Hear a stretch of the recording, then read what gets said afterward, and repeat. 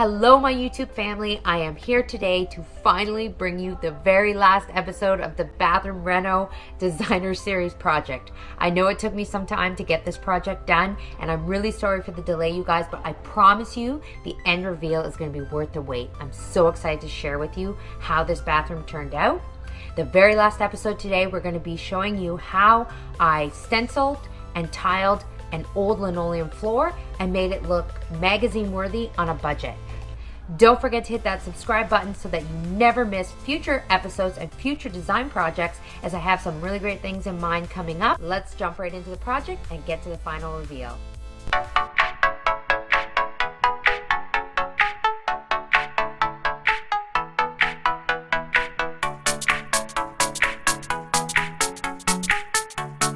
Let's get to it.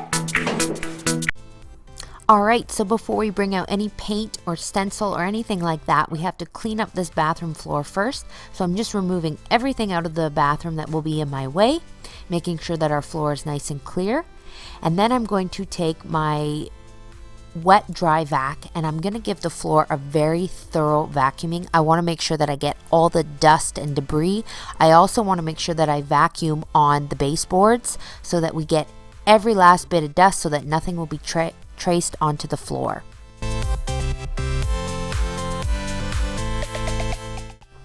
Once my floor has been thoroughly vacuumed, I'm next taking a bucket of hot soapy water and I'm washing the floor by hand. And why I'm doing it by hand is I want to make sure that the floor is completely clean before I start painting. So I just need to make sure that I scrub really well with my hands, and I just feel like if I did it with a mop there would be traces left behind.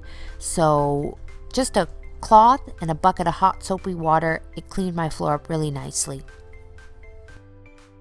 After my floor had completely dried from the washing, I took some blue painter's tape and I taped around all of the baseboards and as well the bathroom cupboard.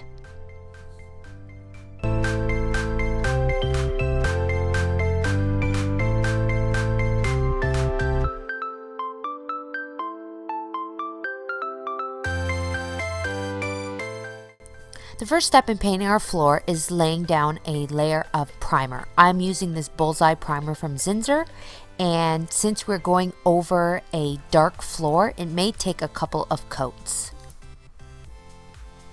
I used a 2.5-inch angled paintbrush and painted around the baseboards, toilet, and bathroom sink cupboard.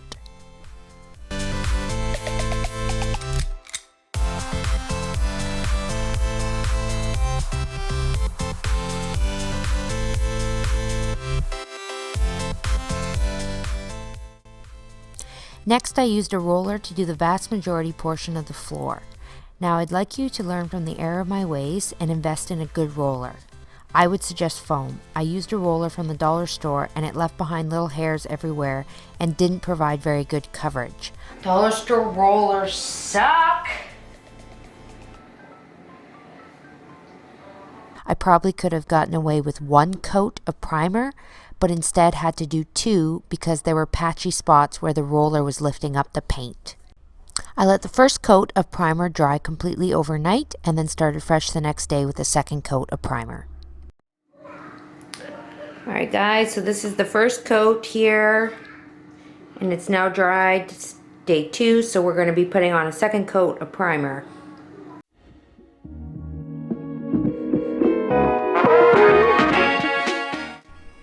I let the second coat of primer dry for 6 hours and then I was ready to paint the base layer before stenciling. So for my base layer I chose a white flat interior acrylic paint and I applied my base layer in the same fashion as I did the primer. So I started with my 2.5-inch angled paintbrush and did all around the baseboards, toilet, and bathroom sink counter, and then moved on to my roller.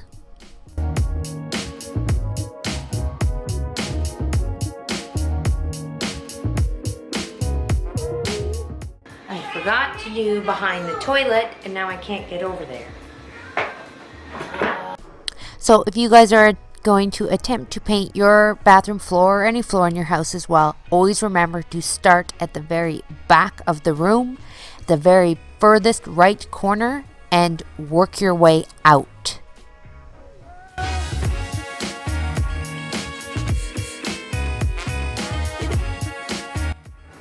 So our first coat is dry, but I still have some patchy areas right here in and around that area where you can still see the underfloor coming through. So I'm going to be doing a second coat of the white. Alright guys, so here's the second coat on, and we're going to give it some time to dry before we start stenciling. This is the part that I have been looking forward to doing since I started this project. I'm really excited to be working with a stencil from Cutting Edge Stencils. So let's let this floor dry and then we'll get back at it.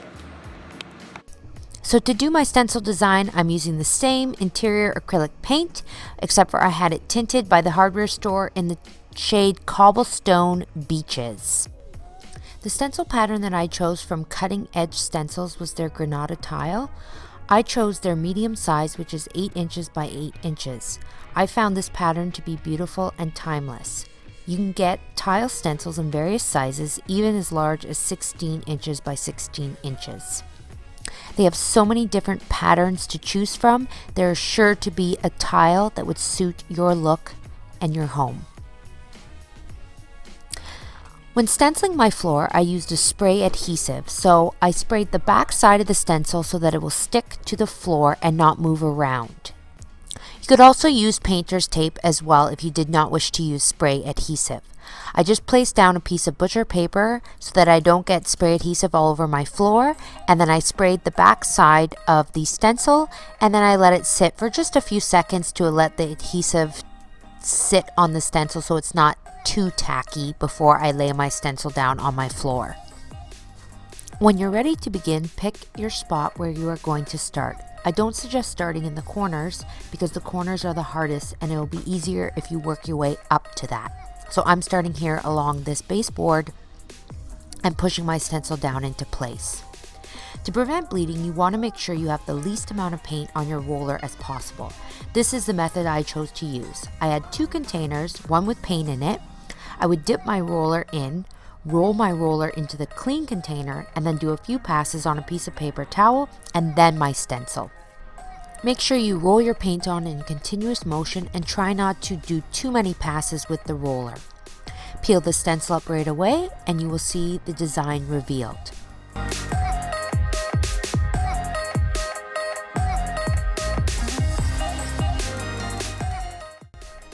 These stencils are very easy to work with because all you have to do is overlap the stencil with the previously painted parts of the design to align them vertically and horizontally.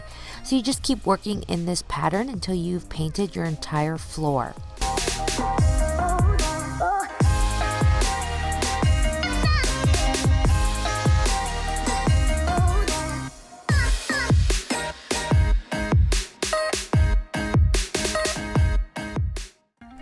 So when you get close to the toilet, you can see that the stencils move and they have flexibility, so it's easy to adjust the stencil so that you can stencil around these areas.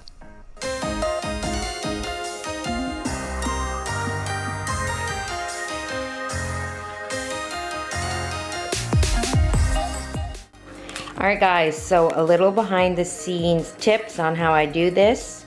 Don't mind my ridiculous sandals, but this is the easiest way that I found to do this because the floor out here is really dirty and I don't want to track dirt onto the clean floor that I'm painting. So I wear these shoes, I flip them off, and then I step onto the floor with my clean socks, and then I am free to not track dirt in here. So that's the easiest way I found to do this. Now this is the obviously dry. I did this yesterday, and then we're going to start and do the areas that we haven't done yet. These are the materials that I use to stencil my floor, and I really recommend doing this. So what I have under here, this is just a piece of parchment paper that I can put my painting trays and stuff on to keep paint from splattering onto the floor. So I have 2 containers here. I have one that I'm going to be pouring the paint into so that I will roll my roller into the paint, and then I'll roll off some into here, and then the final step is I'll roll it onto the paper towel. Now why I do this is because I don't want this roller soaked in paint, okay? I want just a little bit because I don't want to have bleeding. So if you look at this tile here, okay? See how crisp and clean the lines are? That's done with very minimal paint. versus as to where I started. My first tile, you can see we have some bleeding here that I'm gonna have to touch up because I had too much paint on my roller. So less is always better when you're stenciling.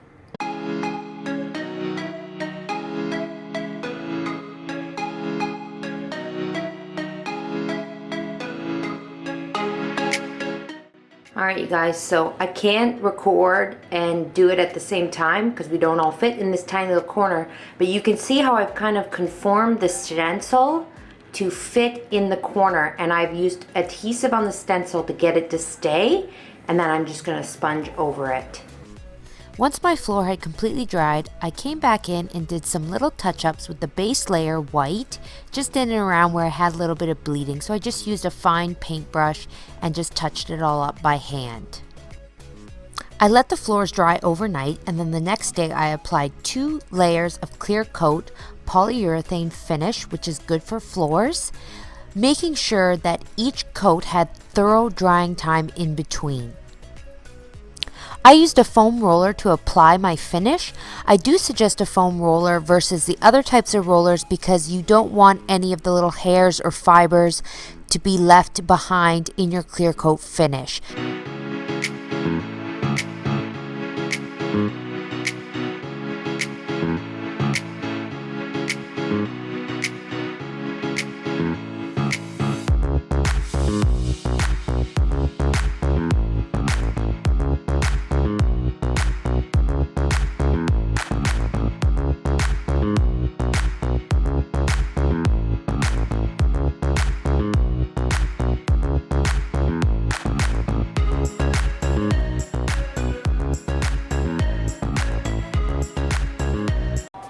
Holly here, and I have a very special series that I'm excited to share with you. So I am here at my store, Gracie's Place, and for those of you that don't know, I actually own a store as well as being a blogger. I'm going to show you guys how you can renovate a bathroom, on a budget, and still make it affordable and look chic and homey as well. We're going to go inside and I'm going to show you guys the before. So let's get started.